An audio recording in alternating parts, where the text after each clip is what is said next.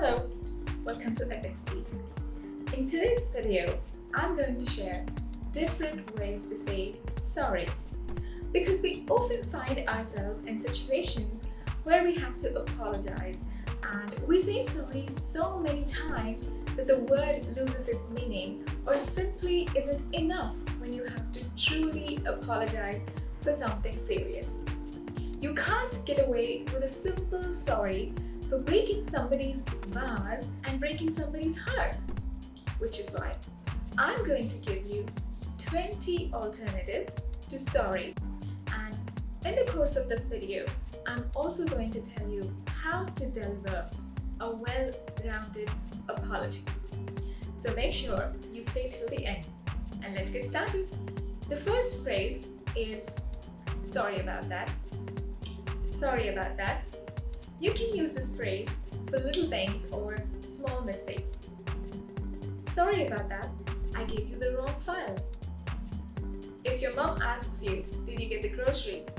You can say, sorry about that, I'll get them tomorrow. But to convey a deeper sense of regret, you can say, I'm so sorry, or I'm very sorry.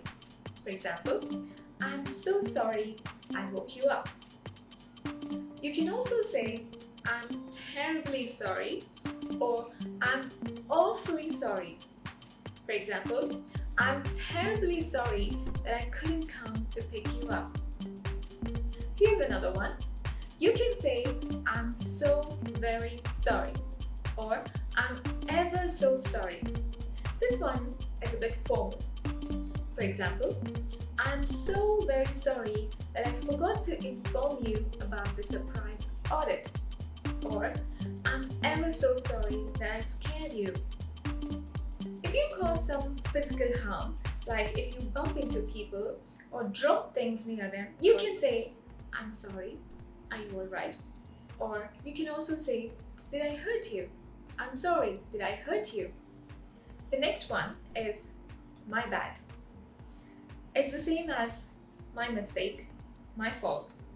You use this when you're agreeing that the mistake is on your part. It's casual. For example, if you go into a wrong hotel room instead of yours, you could say to the people in there, my bad, I thought it was my room. Or if your friend points out that you brought the wrong CD to the party, then you can say, my bad. The next one is, I apologize. Instead of simply saying, I apologize, you can take it a step further and add what you are apologizing for. Realizing that you've done something wrong and acknowledging it is a good start when asking for forgiveness. For example, I apologize for my behavior at dinner. I apologize for canceling at the last minute. The next phrase is my apologies. For example, my apologies, ladies, for disturbing your fun. Or my apologies to my dear team members. You use for to state reason and to address people. For example, I apologize for missing the deadline. My apologies to the doctor. The next one is I owe you an apology. This one is a bit more formal and used in more serious situations. Like if you got the name of a client wrong and introduced him as Mr. Step instead of Mr. Depp, you can say, Mr. Depp, I owe you an apology for the mix-up. Or another example is, I owe you an apology for accusing you of misconduct. That one's serious. The next phrase is, I was wrong. This is also used when you are admitting your mistake and it's semi-formal. For example, I was wrong to yell at you, or I was wrong to negotiate the deal without you. The next expression is, it was wrong of me. It was wrong of me. It's slightly more formal. For example, it was wrong of me to read your personal letter. Definitely wrong. It was wrong of me to say you couldn't handle the presentation. The next expression is, I didn't mean to. I didn't mean to. People often take offense when you invade their privacy intentionally or unintentionally. when you ask personal questions or ignore boundaries. If you want to plead forgiveness for something like that, you may say, I didn't mean to get into your business. You can also say, I didn't mean to pry. The next expression is, it was not my intention. You can use it both casually and formally. For example, it was not my intention to hurt you. It was not my intention to spoil your party.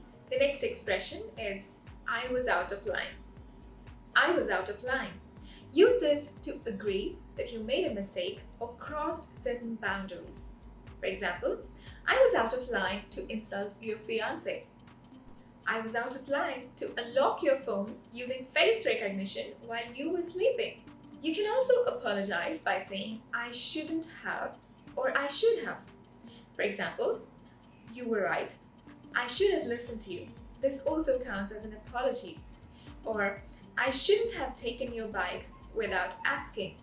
So when you say I should have or I shouldn't have, you're basically apologizing for things that you did or didn't do. People are disappointed in us when we keep things from them, like important things that they have a right to know. Getting married, taking up a new job, moving to a new place, etc.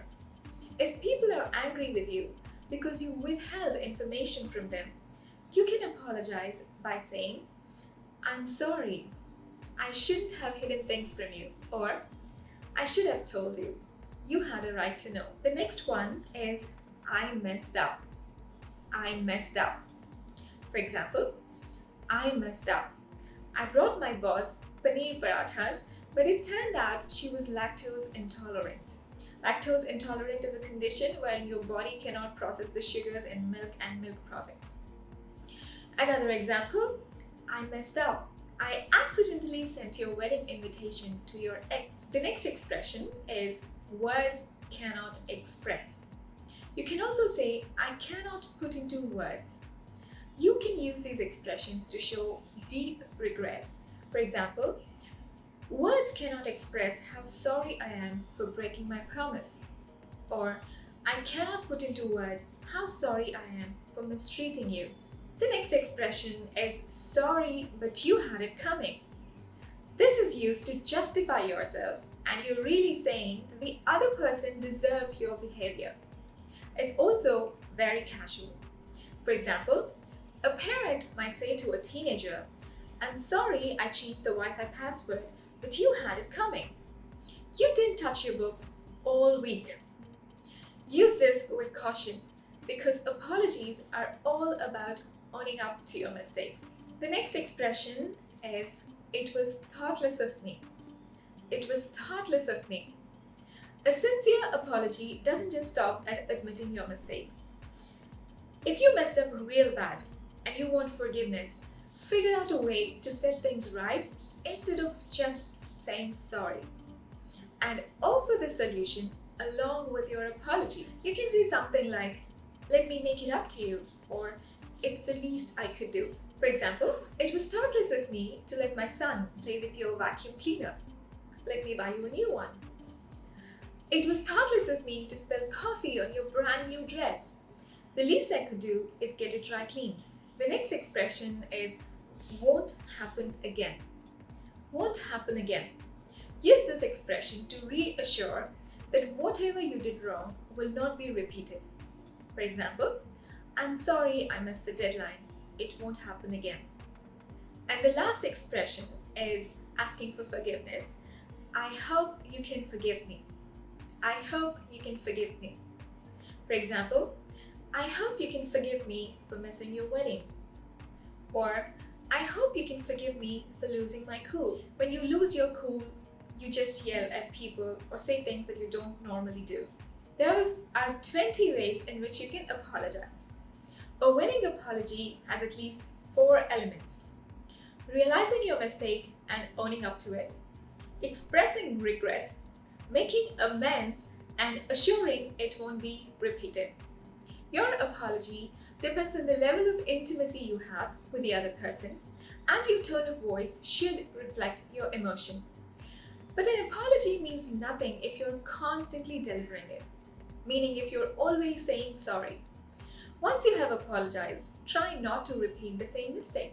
Hope you found this video helpful, and if you did, please smash that like button. Subscribe if you haven't already, and since you're still here, watch this video or this video. I'll see you soon. Bye.